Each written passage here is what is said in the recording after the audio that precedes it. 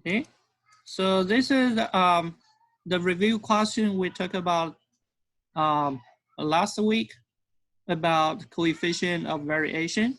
The lower coefficient of variation, the better. Okay.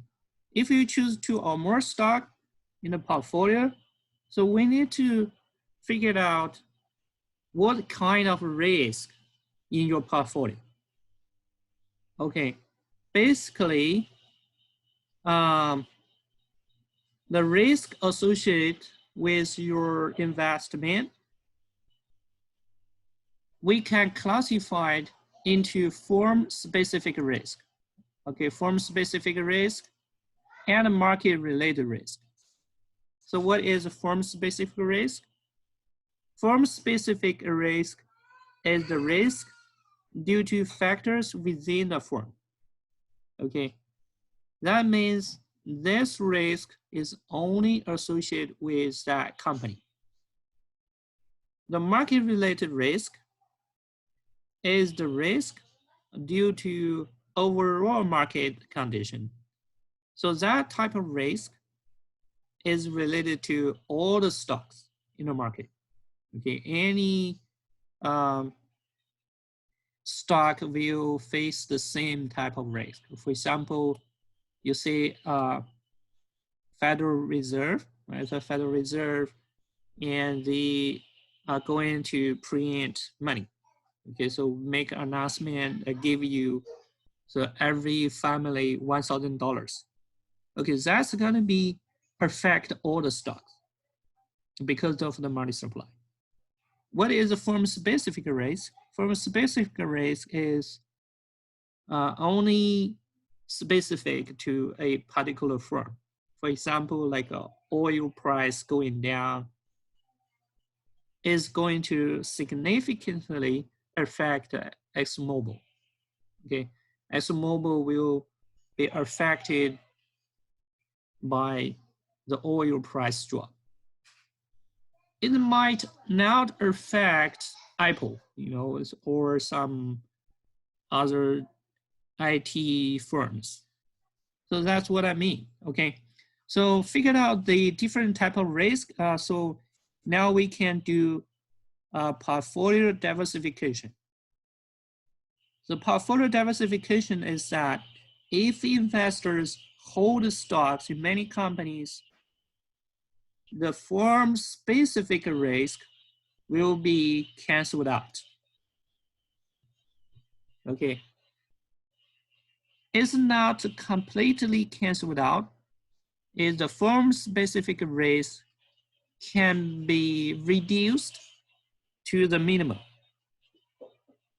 Okay, so what that means, if you choose a 2 or stock in a portfolio, this risk, firm-specific risk, could be offset. However, the market-related risk is still there. Okay, so in order for you to understand is that, so when you have more stocks in your portfolio, you can see this is the overall risk. Okay, the firm-specific risk is between the black curve line to this. This is the pink horizontal line, right? So this, you can see this part, okay, the arrow part. This part of firm-specific risk is reduced, okay, significantly. However, this part, you see this brown or pink area, so that is market risk. The market risk is still there, okay. So you can see the firm-specific risk until this level, and you can see the risk almost zero, okay, almost nothing. And so if an investor hold enough stock in a portfolio, so when that means about 20 firm stocks, and so you can significantly reduce the firm-specific risk, okay? And sometimes we use about like a 10 to 15. It's not necessary you have to you get 20. So what that means, okay? So the meaning is that do not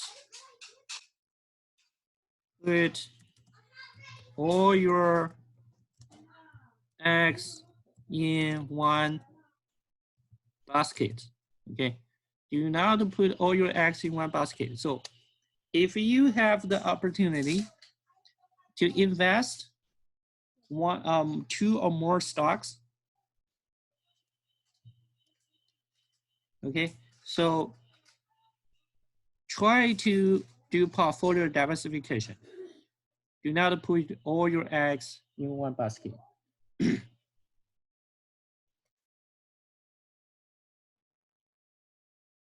So the implication is that, so if investor hold enough stock in a portfolio, so the firm-specific risk is virtually eliminated.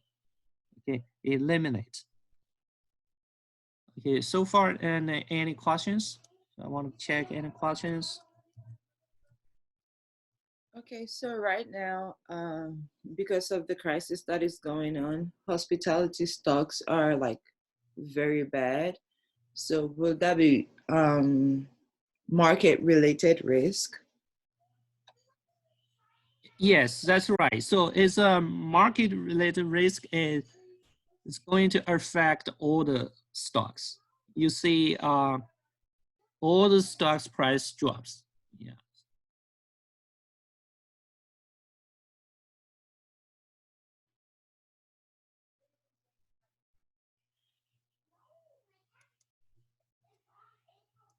Okay, so for example, we talk about portfolio. If you hold more stocks, more than one stock or two stocks, under current situation, you see the market risk will affect all the stock. You can see all the stock price drops. It's not only one particular stock. Okay, that's a market risk. But if you have ExxonMobil, you can see more likely the oil price drops will affect only like ExxonMobil.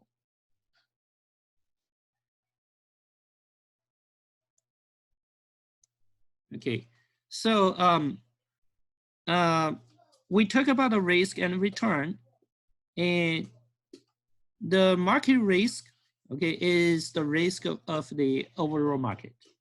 Okay, so to measure with the market risk, so we have a proxy for the market. So it is called index. We use SP 500 index. Okay, SP 500 index is a good proxy for the market. So the market risk, we have is a SP 500, and also we have Dow Jones. Okay, Dow Jones. So when you go, let's see, let's open Yahoo Finance. Okay.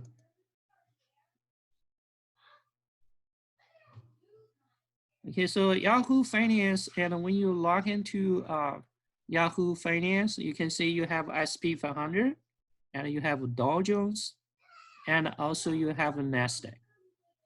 Okay, all those are not the real stock. They are not stock. They are a bundle of the stocks, and using that stocks, they create a price index.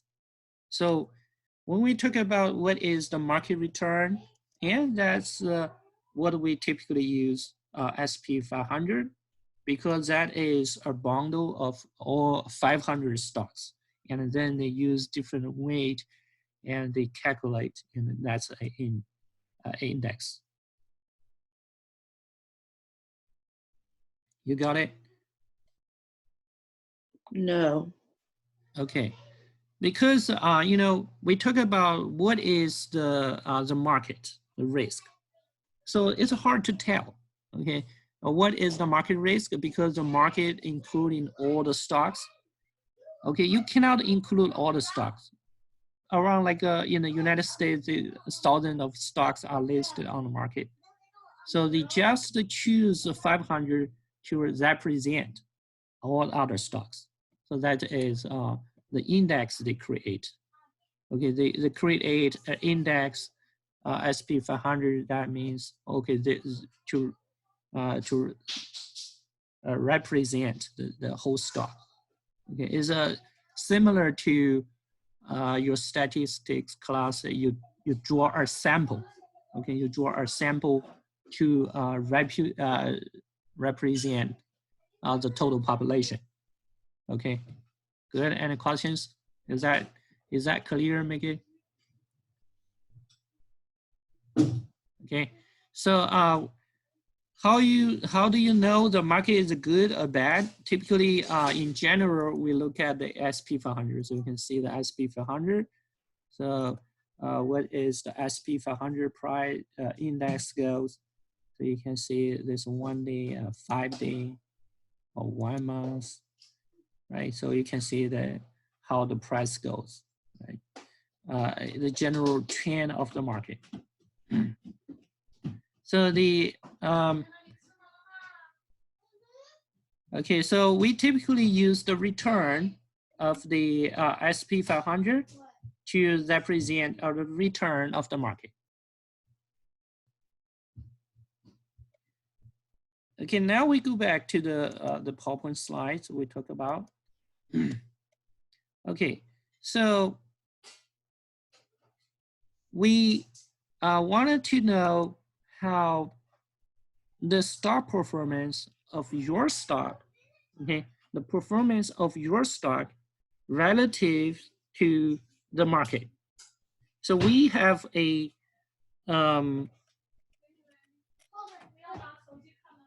indicator or a measure is called a beta. Okay, so this one, what is called beta? Okay, we use the Greek letters. It is called beta. So you can see the beta. We have like a symbol, right? In the Greek letter, you will see how a beta looks like. You have alpha and beta. Okay, so this is the Greek letter we call beta. Okay, the beta is a measure of your stock. Okay, a measure of your specific, okay, specific stock relative to the market. Okay. Okay. Basically, more accurate is a measure of your return on a specific stock relative to the return of the market. Okay, the return of your stock relative to the return of the market. So there are going to be 3 different cases. Okay, and the case 1. Case 1, what is that? The beta is greater than 1. Okay, is aggressive.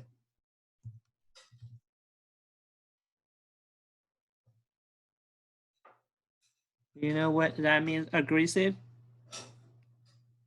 So that means when the whole market, SP 500, they drop 10%.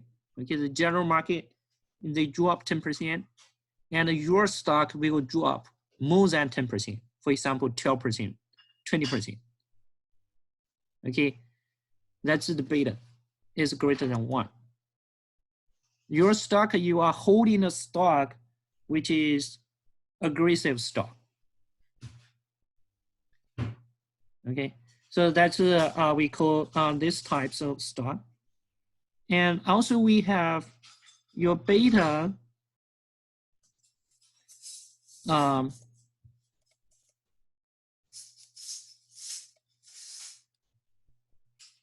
equal to 1 or about equal to 1. Okay, so as your stock is similar to the return on the market. And another case is the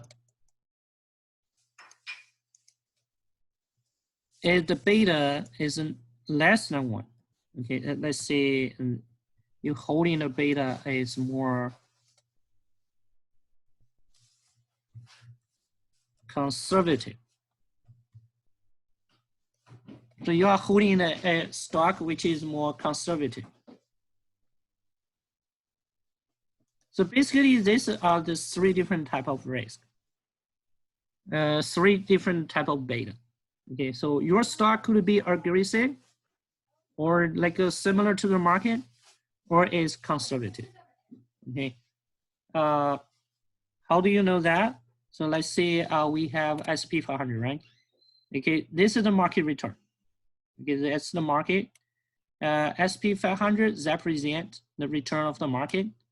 And so we have different stock. Let's say we choose okay,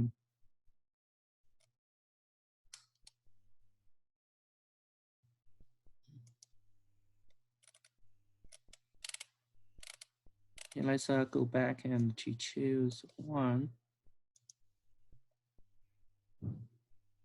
Okay, so we choose a quote.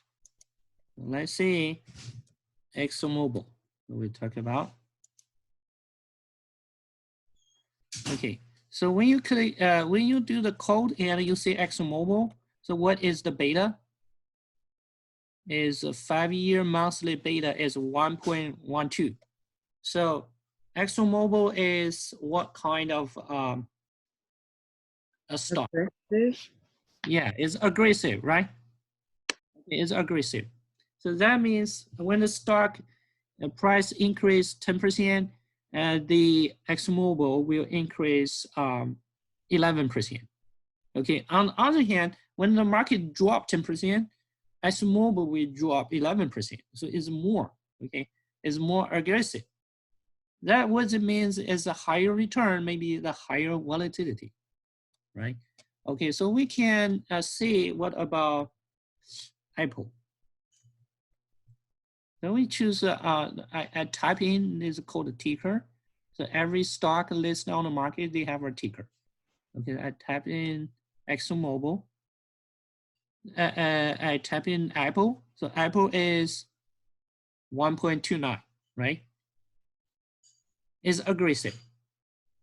So the suggestion is that when you buy a 2 stock in a portfolio, okay, do not buy the 2 stocks that pretty similar.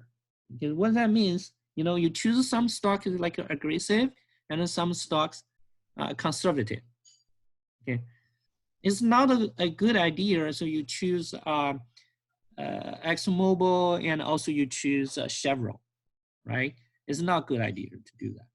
Or you choose AT&T and also you buy stock from T-Mobile and Verizon. So that's not a good idea. So because they are too close, it's not good. It's not good portfolio diversification. And let's say we have like a Walmart. We can say Walmart. Okay, so you can see the beta Walmart is what? 0.43. Okay, they see the beta here. So what type of stock of Walmart? Conservative. Yeah, it's conservative, right? So Walmart is more conservative. So that means you can see when the market drop a lot, Walmart price, it doesn't drop that much. Okay, but that's it's a good idea to get some conservative and also aggressive stock in the portfolio. And let's give you another example. Let's see, Amazon. So basically a low beta just shields you from market related risk, but it doesn't give you a high return either. Yes, that's right. Yeah, it doesn't mean high return. It's just the risk and return relative to the market is so we can use a word is called insensitive. Okay, so your stock is not that sensitive to the market return or the market risk.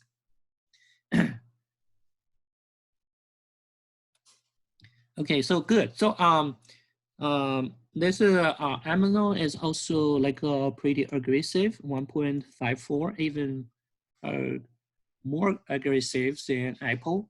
Okay, I forget. We have one stock. Which one is the beta close to 1, right? So when you have someone, some like a Bank of America, maybe later on you can check, some of the stock you have invested, and to see how.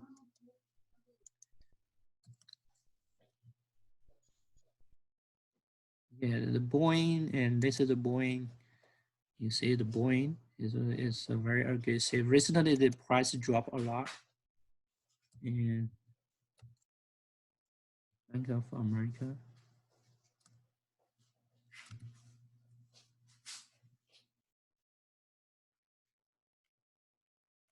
Yeah, it's aggressive.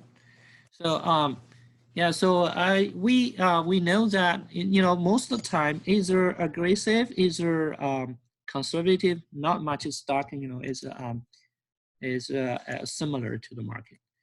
Okay, and so how you get the beta of the stock? Okay, how you can get the beta of the stock? So the beta, we can see the market risk is measured by beta. So we can do regression. It's the slope of the regression. Okay, so how you do that? So let's see first, we can click on SP 500 because this is the risk of the market and the return. Go to SP 500 and click on historical data. Okay, so you click on historical data and you choose a period type. Let's say we just do the same. Okay, this is the period of time. We know that not going to be accurate because recently the price jumping up and down, so it's very unstable. So we just choose the default and then we apply that. Apply. So we can, okay, so now we download the data. Okay, so we have the price of the SP 500. Okay, we do this. We download already on the desktop. Okay, now we calculate the, we want to calculate, estimate the beta of like a Apple. And we do Apple right here. Okay, this is the Apple right now and historical data. So we use the same time period, same frequency, apply, and we download the data. Okay, so we have Apple right now. Okay. Okay, good. So now we open that file. Okay, so you can see this is the what we download is Apple. Okay, when you do that, you don't need a volume. You delete that volume. Okay, this is March 25th, 2019, and this is 2016. Okay, so we calculate the return for the Apple. It's going to be, okay, you look at adjusted price, so use the recent price minus the previous day's price. So you get the difference. And then you divide it by the previous day's price, okay? And then you click on enter, so that's the return. Okay, you get this, all the return of Apple. So all the way down, you can see all the returns, right? And then you do the same thing for SP 500. So now we open SP 500. Okay, so this is volume. We don't need that. We create a column is the return of SP 500. So we call return of SP 500. Okay, we do the same thing. Equal to adjusted. We use adjusted price, not the close price. Okay.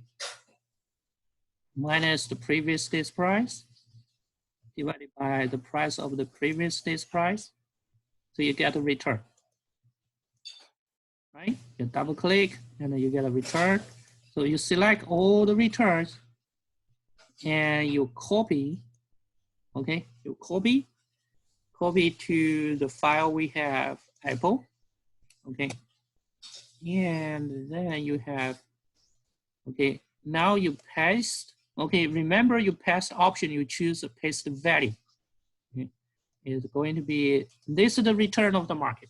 This is the return of Apple. Okay, how you get the beta? Okay, so you can do is called function is called slop. S-L-O-P-E function. Okay, the slop, you select all these series. No, it's you have to select all the series. Okay, and you use comma, and you select this series.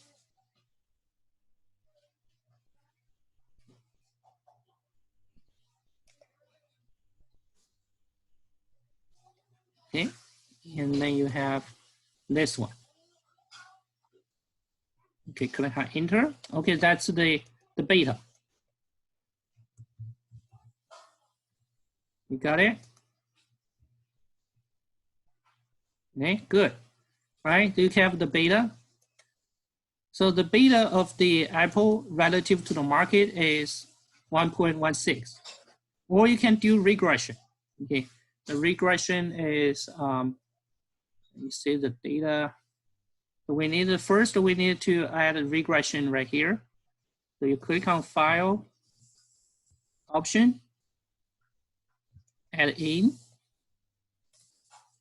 and then you see Add in. Okay, you see Excel add-ins, and then you go. You choose Data Analysis pack. Okay. Okay, now you see when you click on data right here, you will see the data analysis. Okay, do data analysis, and you have choose the function is called regression. Okay, and this is your Y, which is the return of the Apple.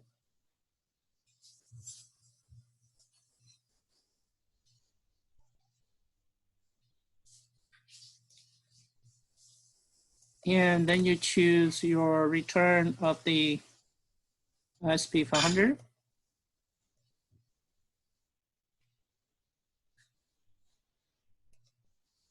Okay, now you should click on OK. Click on OK.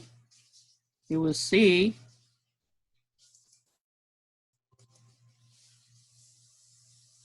okay, so something wrong with it, or the data selection.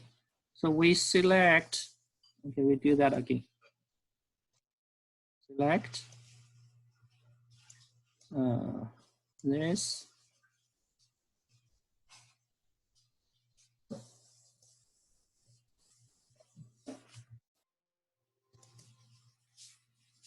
And then you select Y.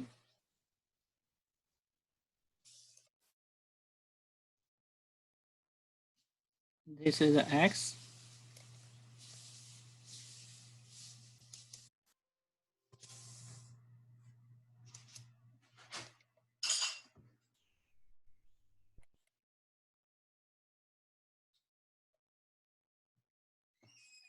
We need to be a continuous.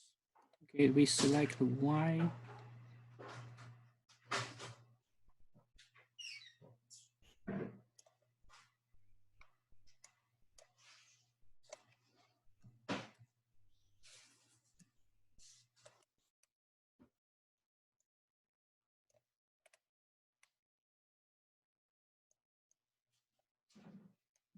Yeah, we select X.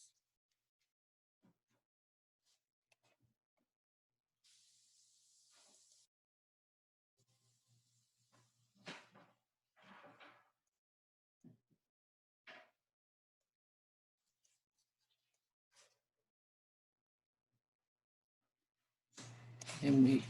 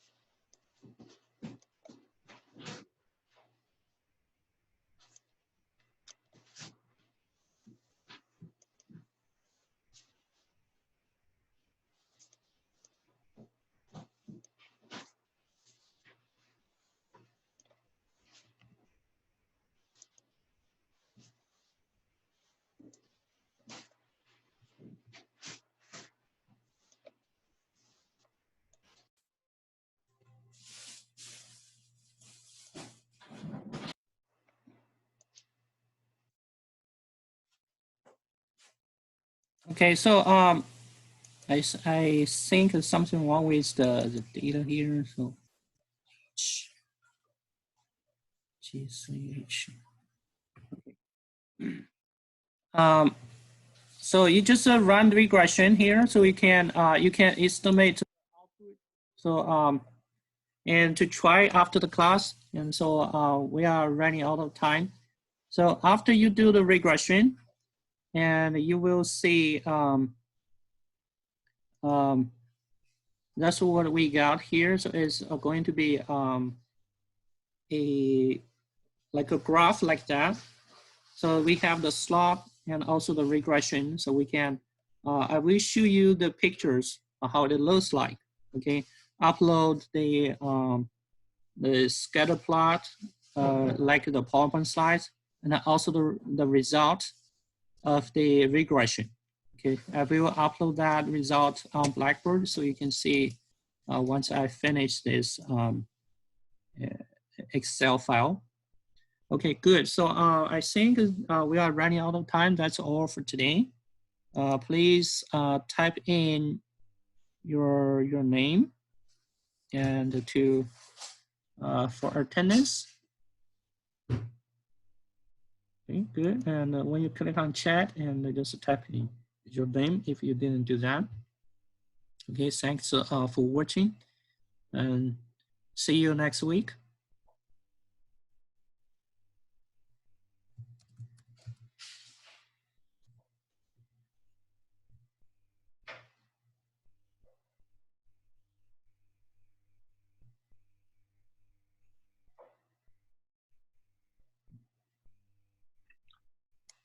Professor, Yes.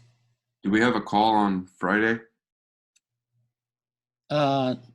So yeah, you can do that if you wanted to. I can schedule a meeting just on Friday, so answer your question, or you send me email, so we can continue to work on that on the Zoom. There's no scheduled meeting, right? It's not a scheduled meeting, no scheduled meeting. It just if you have any question, we can work on that. Discuss. All right. Yeah. Sounds good. Okay. Good. Yeah.